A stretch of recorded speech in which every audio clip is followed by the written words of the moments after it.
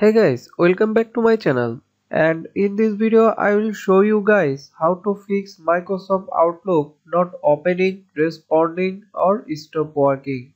First of all, open Runbox using keyboard command Windows plus R button at a time. Otherwise, go through the start menu and search Run. Click on Run Apps.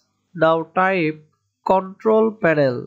After that, click on this OK button. Now scroll down, then select Email here, and after that click on Show Profile.